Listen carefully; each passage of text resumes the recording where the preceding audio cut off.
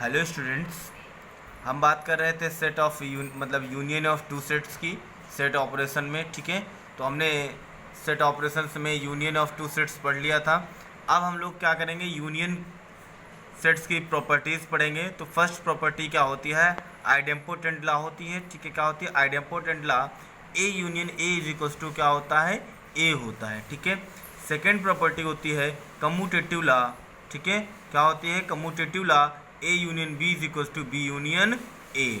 Identity क्या होती है, आइडेंटिटी में दो प्रॉपर्टीज होती हैं। First A union phi is equal to A, और सेकंड क्या होती है A union U is equals to U. U क्या है, यूनिवर्सल सेट है। ठीक है, एसोसिएटिव लॉ क्या है, A union B union C is equals to A union B union C. ठीक है, कुछ एग्जांपल्स करते हैं जिसमें हम लोग सीखेंगे ए यूनियन बी कैसे फाइंड आउट करते हैं। तो सबसे पहले क्या करते हैं, ए लिखा हुआ देखिए, if A is equals to 1 2 3 4 और बी इज इक्वल्स टू क्या है 2 3 4 5 दिया गया है। तो ए यूनियन बी की वैल्यू फाइंड करने की बात कर रहा है। ठीक है, तो ए यूनियन बी, तो पहले ए की सभी वैल्यू लिख लीजिए, फिर क्या करिए यूनियन का सिंबल और बी की सभी वैल्यू। ठीक है, फिर दोनों को कंबाइन करा दीजिए और जो वैल्यू रिपीट हो रही है उसको 1 टाइम लिख दीजिए। ठीक है, 1 2 3 4 1 2 3 4 2 3 4 यहाँ पर भी है तो 1 टाइम हो जाएगा और ये 5 आ जाएगा। ठीक है, अगला क्वेश्चन देखिए,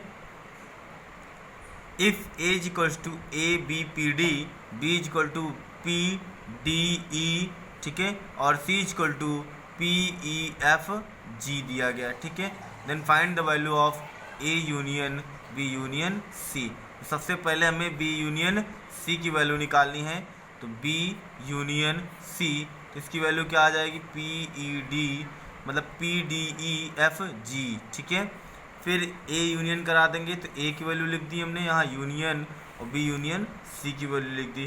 तो ये वैल्यू आ गई A B P D E F G, किसकी value, A union B union C की वैल्यू आ गई। ठीक है, अब हम बात करेंगे आगे इंटरसेक्शन ऑफ टू सेट्स की। किसकी बात करेंगे, इंटरसेक्शन ऑफ टू सेट्स की।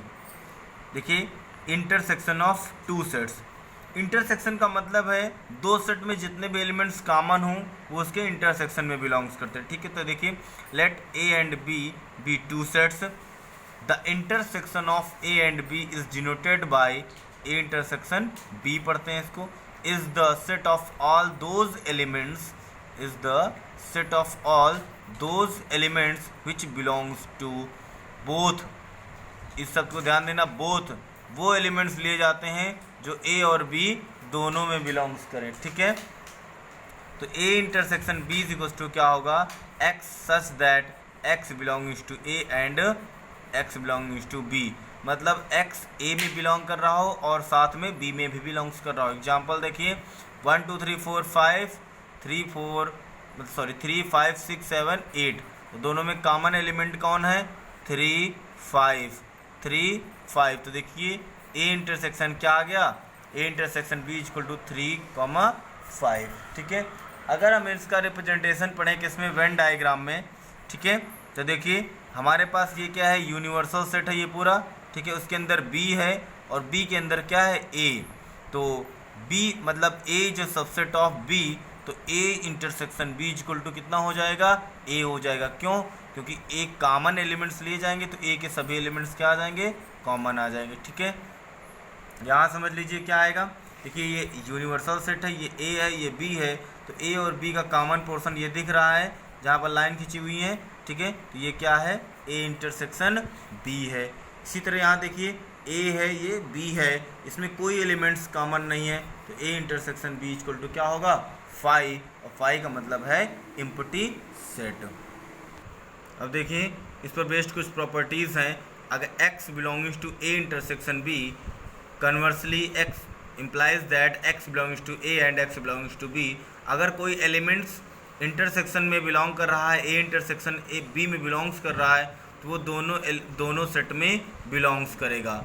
अगर कोई एलिमेंट्स उसके इंटरसेक्शन में नहीं बिलोंग्स कर रहा है तो वो ए में भी नहीं बिलोंग करेगा, अथवा ए में ना, देखिए ना, तो या तो वो ए में ना बिलोंग कर रहा होगा या तो बी में ना भी बिलोंग कर रहा हो, और लिखा हुआ है ओ आर। ठीक है, तो या तो वो ए में नहीं है या तो बी में नहीं है। ठीक है, if A is a subset of B, then A intersection B is equal to A, और फोर्थ क्या है, A intersection phi is equal to phi होता है।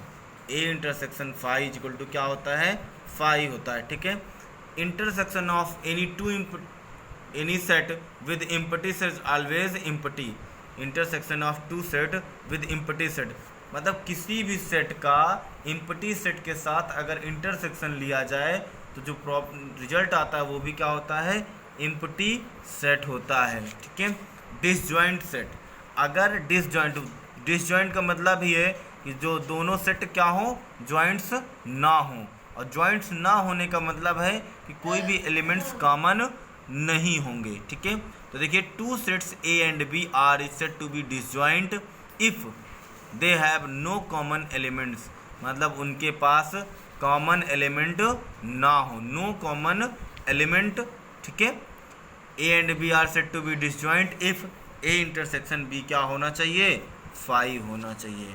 ठीक है, एग्जाम्पल समझ लीजिए, A equal to 1 2 3, B equal to A B C, तो ए और बी में कोई भी कॉमन नहीं है, इसलिए ये दोनों सेट कैसे हैं, डिसजॉइंट हैं।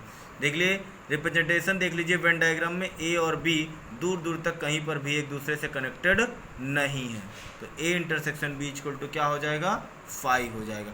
प्रॉपर्टी सेम वही सभी हैं, इन सब को आपको प्रूफ करना है। ठीक है, जो भी प्रूफ आपसे ना सॉल्व हो वो हमसे डिस्कस करें। ठीक है, पहली property idempotent law, A intersection A equal to A, commutative A intersection B equal to B intersection A, associative A intersection B intersection C equal to A intersection B intersection C. Identity law में दो होती हैं, A intersection U is equal to A intersection phi equal to phi. ठीक है, इन सभी को proof करना है, जब आप प्रूफ करोगे तो अच्छे समझ में आएंगी। ठीक है, ना प्रूफ हो तो हमसे पूछ लीजिएगा। ठीक है, अब बात करते हैं यहाँ पर डिस्ट्रीब्यूटिव लॉ की।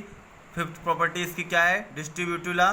तो A intersection B union C is equal to A intersection B union A intersection C, A union B intersection C is equal to A union B intersection A union C. अब बहुत ही important topic, complement of a set.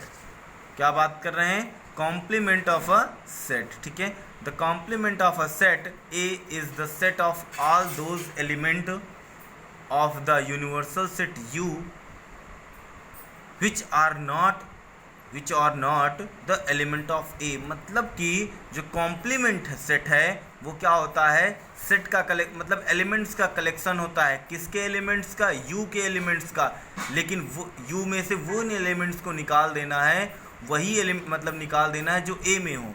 मतलब कि you के उन elements को लेना है वो जो एलिमेंट्स ए में बिलोंग्स ना कर रहे हो। देखिए जरा, ए डैश, इसको डिनोट करते हैं किससे, ए डैश से। तो A dash is equal to X such that X does not belongings to A, तो और एक्स कहाँ बिलोंग कर रहे हो, यू में, तो मतलब U minus A is equal to क्या, A dash, complement of set. ठीक है, वेन डायग्राम में समझ लीजिए, यू है ये पूरा क्या है, यू है। यू के अंदर एक सेट ले लिया ए, तो अब यू से ए के जितनी भी एलिमेंट्स हैं वो सब बाहर कर दो, तो जो बाकी एरिया बच रहा है वो क्या है, ए डैश, मतलब कॉम्प्लीमेंट ऑफ सेट है। कुछ प्रॉपर्टीज़ हैं, इनको भी प्रूफ करनी है आपको। ए डैश का डैश बराबर A union A dash is equal to U, A dash मतलब A intersection A dash is equal to phi. एक बहुत ही important theorem, De Morgan's law. कौन सी, डी मॉर्गन्स लॉ। इसको प्रूफ कर लीजिएगा। प्रूफ ना समझ में आए तो हमसे ज़रूर बात करिएगा इस प्रूफ के बारे में, हम आपको प्रूफ इसका करा देंगे। ठीक है, क्या है De Morgan's law, A union B का whole complement is equal to A complement intersection B complement. यहाँ यूनियन है तो यहाँ क्या आ गया, इंटरसेक्शन आ गया। अगर यहाँ इंटरसेक्शन है तो यहाँ क्या हो जाएगा, यूनियन हो जाएगा। ठीक है, बात कर रहे हैं अब हम डिफरेंस ऑफ टू सेट्स की। किसकी बात कर रहे हैं, डिफरेंस ऑफ टू सेट्स।